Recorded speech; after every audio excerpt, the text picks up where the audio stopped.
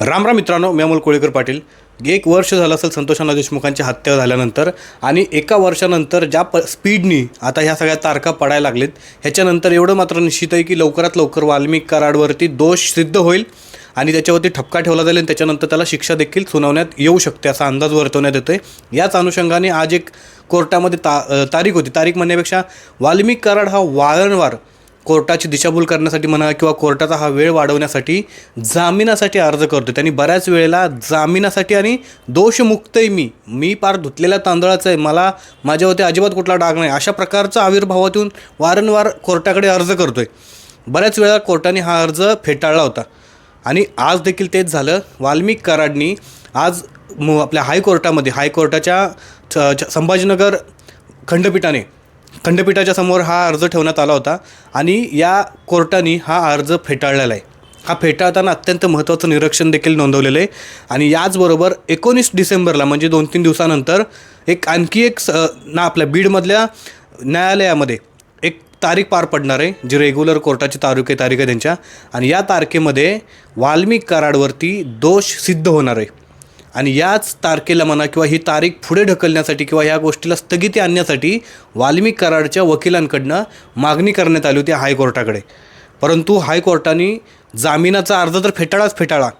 दुसरी गोष्ट, ही जी मागणी आहे ही मागणीच अधिकृत नाही म्हणून सांगत त्यांची मागणी देखील फेटाळली.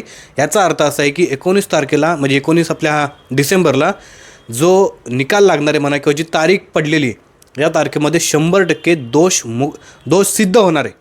वाल्मिक कराडवरचा काय दोष आहे, कृष्णा आंधळेचं अजून सापडलंच नाही. प्रतीक घुले, सुदर्शन घुले आणि त्याची पूर्ण कराड टोळी, ह्या टोळीवरती हा दोष सिद्ध होणार आहे. जर का दोष सिद्ध झाला तर ह्या लोकांना शिक्षा कोणत्या लागणार ह्या जवळपास निश्चित होणार आहेत.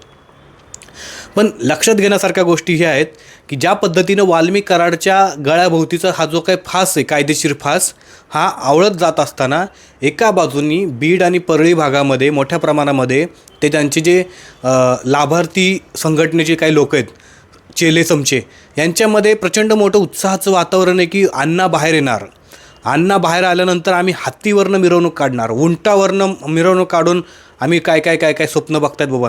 आणि ही कारणं काय आहेत की वाल्मिक कराडचा एका बाजूनी फास आवळत चालला आहे आणि दुसऱ्या बाजूनी त्याच्या समर्थकांमध्ये आनंदाची लहर आहे. मला वाटतं हा त्यांनी स्वतःच्या मनाला समजूत घालण्याचा कुठेतरी हा प्रयत्न आहे. कारण त्यांनाही समजले की आता वाल्मिक कराड कायदेशीर कचोट्यातनं बाहेर निघणं जवळपास इम्पॉसिबल झालेलं आहे. कारण दोष सिद्ध होत आलेला आहे. आत्तापर्यंत ज्या तारखा झाल्यात, ज्या कोर्टामध्ये हिअरिंग झाल्या, सगळ्यांमधनं वाल्मिक कराड हा मुख्य आरोपी आहे हेच निदर्शन समोर आलेलं आहे. त्याच्यामुळं वाल्मिक कराड इतक्या लवकर बाहेर येईल असा अंदाज लावणं खरं तर हे चुकीचं होईल. दुसरी गोष्ट एक महत्त्वाची याच्यामध्ये, मी तुम्हाला ते नंतर एका व्हिडिओमध्ये सांगणारच आहे, परंतु ह्या व्हिडिओमध्ये तो पार्ट असल्यामुळं या व्हिडिओमध्ये देखील तुम्हाला थोडीशी माहिती देतो. माणिकराव कोकाटेंचा राजीनामा देखील लवकरात लवकर होण्याची शक्यता आहे. कारण माणिकराव कोकाटेंना 2 वर्षाची शिक्षा झालेली. कायद्यानुसार 2 वर्षाची शिक्षा झाल्यानंतर आमदारांनी तात्काळ राजीनामा द्यायचा असतो किंवा विधानसभेच्या अध्यक्षांनी तात्काळ राजीनामा घ्यायचा असतो. पण आपल्या इथं इतके दिलदार आणि दानशूर व्यक्तिमत्व असल्या कारणामुळे त्यांना जवळच्या लोकांची राजीनामा घेण्यासाठी मुळयाद उठतो. म्हणून अजूनपर्यंत माणिकराव कोकाटेंचा राजीनामा घेतला नाही. जर का माणिकराव कोकाटेंचा राजीनामा घेतला तर माणिकराव कोकाटेंचं मंत्रालय खाली राहतं, बरोबर. दुसरा मुद्दा, माणिकराव कोकाटेंच्या मंत्रालयावरती दावा ठोकणारे दोन माणसं होते. एक धनंजय मुंडे, छगन भुजबळ सध्या ICUमध्ये म्हणजे हॉस्पिटलाइज येते. त्यांच्यावरती कुठल्या तरी शस्त्रक्रिया झाली होती आणि त्याच्यानंतर ते हॉस्पिटलमध्ये आहेत. त्याच्यानंतर एकमेव माणूस उरतो तो म्हणजे धनंजय मुंडे. आणि धनंजय मुंडे 100% माणिकराव कोकाटेंच्या मंत्रिपदावरती दावा ठोकू शकतात. एकच पक्षाचे दोघंजण. त्यातल्या त्यात धनंजय मुंडेंनी अमित शहांची भेट घेतल्यानंतर देखील हा प्रकरण जास्त बोललं जातं आहे की अमित शहांची भेट घेण्यापाठीमागे धनंजय मुंडेंचं एकच कारण आहे, ते म्हणजे माणिकराव कोकाटेंचं मंत्रिपद धनंजय मुंडेंना मिळावं म्हणून. पण धनंजय मुंडेंना मंत्रिपद मिळण्यापाठीमागे काही प्रॉब्लेम आहेत. प्रॉब्लेम म्हणजे हा एकच माणूस आहे, वाल्मिक कराड जर लवकर बाहेर आला तर धनंजय मुंडेंना जे काही त्यांना स्वप्नामध्ये मंत्रिपद मिळणार होतं ते काही मिळणार नाही आहे. दुसरा मुद्दा असा आहे मित्रांनो याच्यामध्ये की वाल्मिक कराडची जी काही लाभार्थी टोळी आहे ही ज्या पद्धतीनं बीडमध्ये परळीमध्ये दहशत माजवण्याचं काम करते, वाल्मिक कराडची टोळी जेलमध्ये राहून देखील दहशत माजवण्याचं काम करते. आणि ह्याच सगळ्या गोष्टी धनंजय मुंडेंना मंत्रिपद मिळण्यासाठी अत्यंत अवघड होत चाललेले आहेत. त्याची कारणं तुम्हाला सांगतो अशी की ज्या पद्धतीनं वाल्मिक कराडची टोळी ही जेलमध्ये राहून जेलमध्ये अशा आविर्भावात जगते की जसं काही त्यांनी बाहेर खूप मोठा पराक्रम केला आहे, खूप मोठी लढाई जिंकून आलेले आहेत आणि फार मोठे ते योद्धे आहेत, अशा आविर्भावात ते छाती ठोकून म्हणजे छाती बाहेर काढून फिरतात. त्यांचा ॲटिट्यूड म्हणजे संतोष अण्णा देशमुखांची हत्या झाल्यानंतर या लोकांना जरासा देखील रिग्रेट नाही आहे, जरासा देखील त्यांना पश्चाताप नाही ह्या गोष्टीचा की आम्ही एका व्यक्तीची हत्या केली, इतक्या क्रूरपणे हत्या केली. उलट ते स्वतःला योद्धा समजतात जेलमध्ये. आणि यामधलाच एक प्रतीक घुले जो हरामखोर संतोष अण्णा देशमुखांच्या अंगावरती त्यांनी लघुशंका केली होती, या हरामखोराचा माज इतका बघा की जेलमध्ये आता 2 दिवसापूर्वी त्याला कोर्टामध्ये आणलं होतं तारखेसाठी. आणि कोर्टामध्ये तारखेसाठी आणल्यानंतर यांनी आयडिया काय केली की चक्कर येण्याचं सोंग घेतलं. चक्कर आल्यानंतर ह्याला सिव्हिल हॉस्पिटलला घेऊन गेले. सिव्हिल हॉस्पिटलला घेऊन आल्यानंतर त्याला परत कोर्टामध्ये आणलं. आणि ज्यावेळेला कोर्टामधनं त्याला जेलमध्ये घेऊन गेले त्यावेळेला जे शिपाई असतात घेऊन जाण्यासाठी आणण्यासाठी, त्यातला एक शिपाई प्रतीक घुलेला बोलला की जा तुझ्या बॅरेकमध्ये जाऊन बस. त्यावेळेला हा प्रतीक घुले जो त्या पोलीस शिपायाला काय बोलला माहिती आहे, मी बाहेर आल्यानंतर तुला बघून घेतो, तुला लय माज आणि मस्ती आले ना, तुझा माज जिरवतो मी. म्हणजे हा जेलमध्ये हा कैदी आहे आणि ह्याचा जेलमध्ये राहून एवढा माज की हा एका पोलीस अधिकाऱ्याला सांगतोय की मी बाहेर आल्यानंतर तुझ्याकडे बघून घेईन. आणि या सगळ्या प्रकरणावरती त्या जेलमधला तो जेलर आहे, हा जेलर त्या पोलीस कॉन्स्टेबल जो शिपाई म्हणून त्या ठिकाणी काम करत होता ह्याच्याकडनं ॲग्रीमेंट लिहून घेतो की या सगळ्या प्रकरणाबद्दल बाहेर तू काहीही वाच्यता करणार नाही, अशा प्रकारचे एक ॲग्रीमेंट लिहून घेतो. आणि वाल्मिक कराड, प्रतीक घुले, सुदर्शन घुले ही सगळी घुले टोळी किंवा कराड टोळी त्या शिपायाच्या पाया पडतात आणि सांगतात की आमचं हे मुद्दा बाहेर नेऊ नको म्हणून. मला एक गोष्ट कळत नाही, साध्या छोट्या मोठ्या गुन्ह्यातले जे आरोपी आहेत जे बीड जिल्ह्यामध्ये आहेत, यांना तुम्ही बाहेरच्या जिल्ह्यांमध्ये पाठवलं, छत्रपती संभाजीनगर असेल, नाशिक असेल किंवा इतर जिल्ह्यांमध्ये पाठवलं.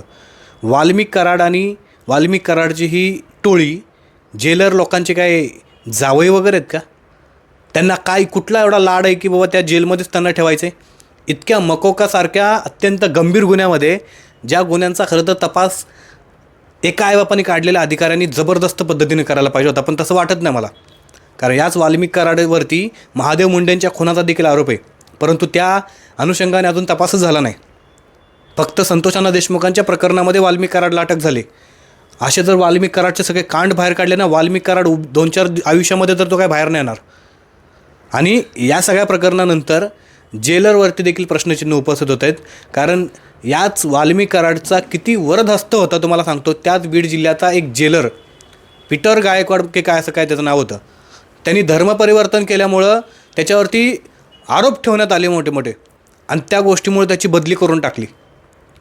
आणि ह्याच वाल्मिक कराडचा वरदहस्त इतका आहे की जेलरचा देखील तो बदली करू शकतो. म्हणजे हा ज्यावेळेला जेलमध्ये असेल त्यावेळेला राजा बनून राहायला जेलर का नाही मदत करणार? आणि हेच त्या बीड जिल्ह्यातल्या जेलमध्ये होते. का नाही त्या आरोपींना सगळ्यांना वेगवेगळ्या जेलमध्ये ठेवलं जात? त्या सगळ्यांना एकत्र ठेवून त्या सगळ्यांची अजून कशी टोळी मोठी होईल यासाठी प्रयत्न केले जातात. आणि आणखी तुम्हाला सांगतो, ह्या सगळ्या गोष्टींकडे दुर्लक्ष करून जर अजित पवारांनी माणिकराव कोकाट्यांचं मंत्रिपद धनंजय मुंडेंच्या गळ्यात टाकलं तर आज संतोष देशमुख जे बोलले, जी भीती बोलून दाखवली ती 100% होणार. जर का धनंजय मुंडे मंत्री बनले तर 1000 वाल्मिक तयार करायची त्यांच्याकडे त्या कॅपॅसिटी आहे. आणि बीडमध्येच नव्हे, अख्ख्या महाराष्ट्रामध्ये ही टोळी कशा प्रकारे धुडगूस घालल ह्याचं आपण चित्र देखील बघू शकत नाही. संतोष अण्णा देशमुख ज्या पद्धतीने बोलले की धनंजय मुंडेंना जर मंत्रिपद दिलं तर त्यांच्या ताकदीवरती ती अनेक वाल्मिक कराड तयार करू शकतात. आणि त्याच्यामुळं साधी सिंपल गोष्ट आहे, बारकी पोरं देखील संतोष देशमुखांच्या कुटुंबाला घाबरवण्यासाठी स्टेटस ठेवत आहेत.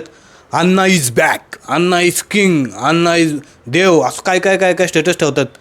आल्यानंतर आम्ही असं करू जेणेकरून संतोष देशमुखांचं कुटुंब घाबरेल आणि संतोष देशमुखांच्या कुटुंबांकडनं जी फिर्याद दिलेली ही मागे घेतली जाईल आणि ह्यांच्या अण्णा बाहेर येतील, अशा प्रकारे आविर्भावात हे लोक जगतात. तुमचं म्हणणं काय ते कमेंट करून नक्की सांगा. वाल्मिक कराड इतक्यात बाहेर येईल का? आणि धनंजय मुंडे यांच्या गळ्यात मंत्रिपदाची माळ पडेल का? आणि जर मंत्रिपदाची माळ पडली तर बीडचं चित्र काय असेल पुढच्या एका वर्षाचं? तुम्हाला काय वाटतं? तुमचं म्हणणं काय ते कमेंट करून नक्की सांगा. चॅनलला सबस्क्राईब नसेल केलं तर नक्की करा. जय शिवराय, जय शंभूराजे, जय मल्हार.